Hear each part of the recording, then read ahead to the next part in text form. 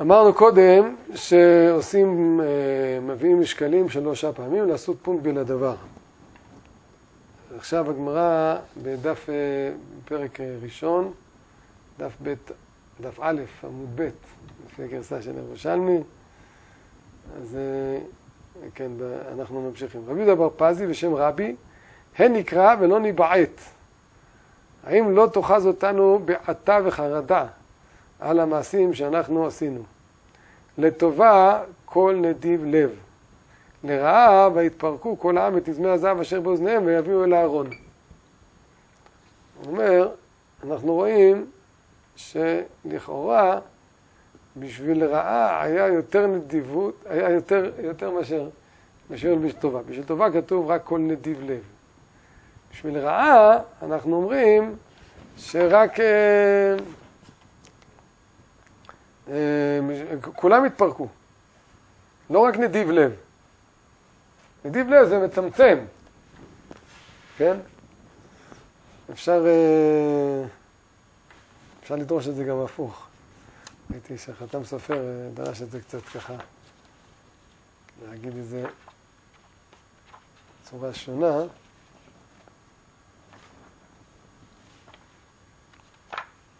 כאן.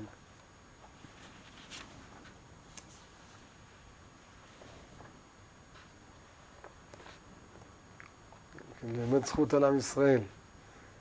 אז הוא אומר, ויקהל העם על הארון. העם זה הפחותים, הגרועים. הם אלה שהביאו. הפחותים פרקו את התכשיטים. עכשיו, היה מקום לומר... לא. האמת שלפי זה יוצא שרבי יהודה הלוי צודק. שמה? רבי יהודה הלוי כותב בכוזרי שלא כל עם ישראל חטא בעגל, אלא רק 3,000 איש, אותם רק משה. כן. אז הוא אומר שגם מי שנתן לפי החתם סופר זה הם נתנו. עכשיו מה שכתוב לדיב לב, אז בגלל שהיה מקום לומר, מי שלא חטא לא צריך לתת, אז לכן התורה אומרת, תיקחו גם כל מי שנודב, גם אם זה לא מי שחטא. כדי שאולי לא לבייש את כן. כדי שלא לבייש, או בגלל שזה תרומת המשכן. כך הוא רוצה ללמד עלינו זכות. הוא אומר, כדי שלא ניבעט.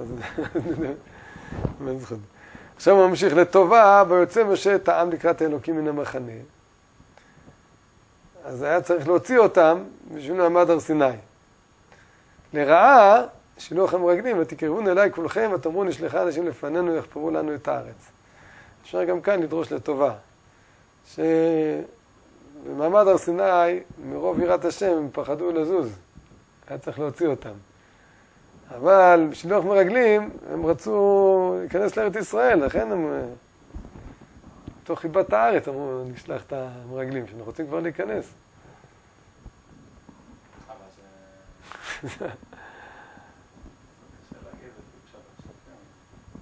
מה? הם רצו ואמרו למשה, בואו אנחנו רוצים כבר להיכנס, אנחנו מרגלים שניכנס, מה? אבל זה היה ציוון מהשם. מה? שלח לך מרגלים. זה שאלה בפשט של הפסוקים. אז יכול להיות שהם נתקרבו, ואז יש קדוש ברוך הוא אמר, שלח לך אנשים. זה קצת, מה, יש שפת אמת, שהוא צדו, על המעפילים. כן, מעפילים. המעפילים, לכאורה הם היו עשו דבר רע, כן. לא פעפילו בין עלו. אחד מהם, זה היה... זה היה התשובה שלהם. זה היה שלב השתחררות שלהם, מעבדות. הצדוק אומר שכיוון שכתוב כל באי לא ישובון, והם היו כאילו מינים, וזה שהם כפו בארץ ישראל, היו כמינים. אז התשובה שלהם הייתה בזה שהם יפילו, אבל כתוב שאדם שפורש מהמינות מיד מת.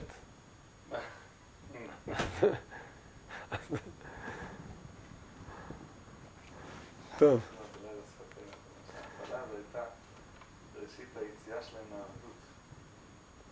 לטובה, אז ישמעו שוב בני ישראל. ומה כתוב כאן? שמשה דרבן אותם. לרעה, ותישא כל העדה, ויתנו את כולם, ויבכו בלילה ההוא. אז זה חטא המרגלים, כן. גם אפשר להגיד, השאיר משה בני ישראל, שהם היו בדרגה של משה רבנו, אפשר לדרוש את זה גם לטובה. שהם הגיעו לדרגה כמו של משה רבנו. כל העדה, ויתנו כולם ויבכו, זה לא על העניין הזה של הצער, שיש אנשים שלא רוצים לעלות לארץ. אמר רבי חייא בר אבא, אכן הסכימו, השחיתו. גם זה בצפניה ג' כתוב, אמרתי, אחיתי תוריד מוסר, אכן הסכימו, השחיתו כל עלילותם. שהקדוש ברוך הוא סבר שישראל ילמדו מוסר מהעונשים של הגויים. הם לא עשו ככה, אלא כל השחתה שהיו עושים, בהשכמה היו עושים אותה. כן. כמו שכתוב, והשכימו ממחרת. אז זה גם, כן. מצד שני כתוב, אחר כך שעשו גם, הם הביאו אליו דבר עוד בבוקר. כן. כאן הגמרא רוצה להראות לנו את הצד השלילי, כדי שנחזור בתשובה.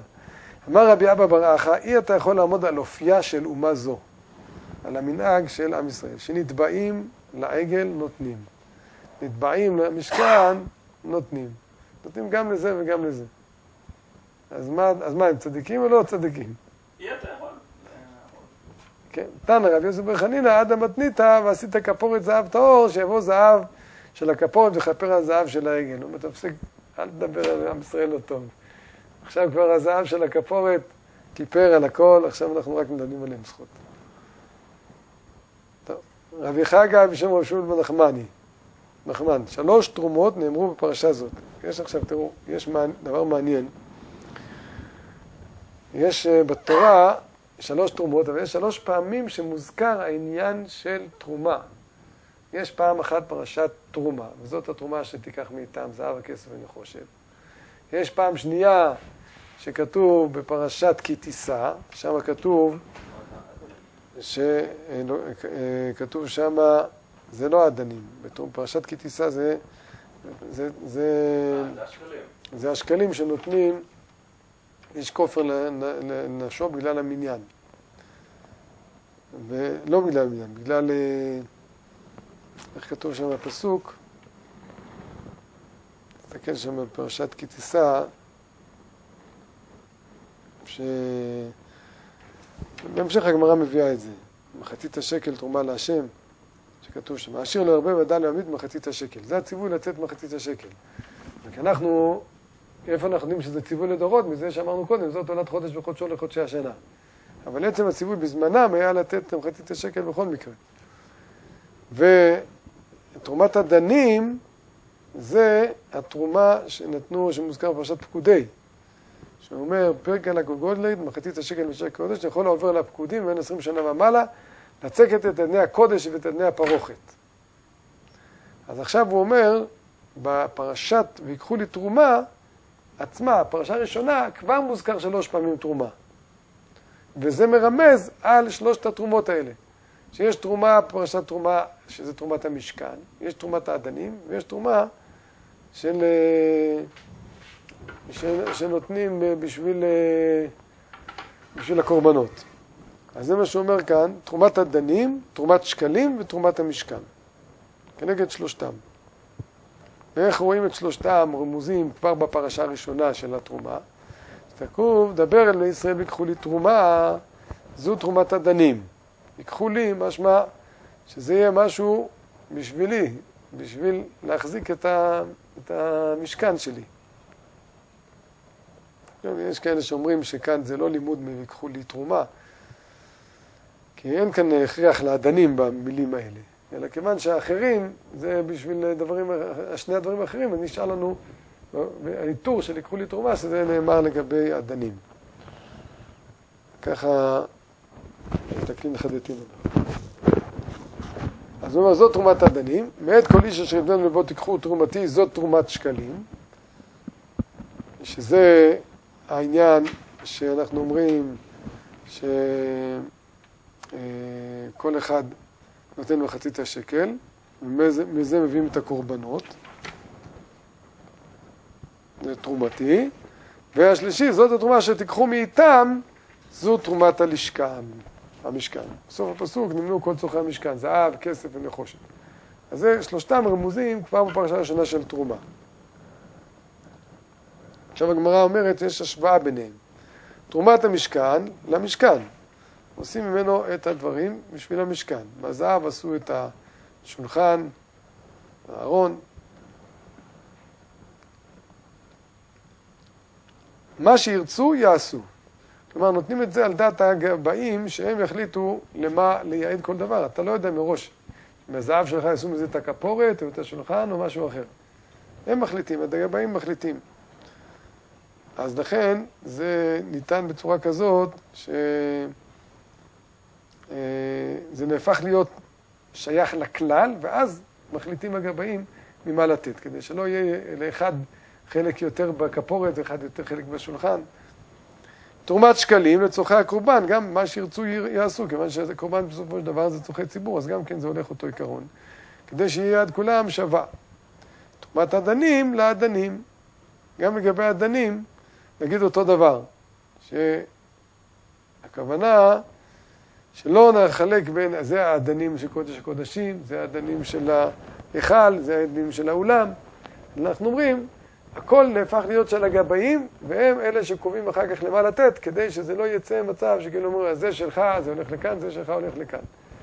זה נהפך להיות הכל לפי רצונם. מאיפה לומדים את זה? השיר לא ירבה ועדה לא ימיד, ואמר רבי אבון, אף בפרשה הזאת נאמר בה 3 תרומות. חצית השקל תרומה להשם, ייתן תרומת השם, לתת תרומת השם. אבל כמו בפרשת תרומה יש רמוזים כבר 3 התרומות, אז גם בפרשת תרומת השקלים, מכיוון שבשניהם רמוזים, אז אנחנו עושים השוואה בין שניהם, בין שלושתם. אז כמו שתרומת המשכן זה ברור שזה נהפך להיות אחד, כדי שאתה תוכל להחליט שלא יהיה זהב הולך לזה וזהב הולך לזה, זה דבר פחות יותר.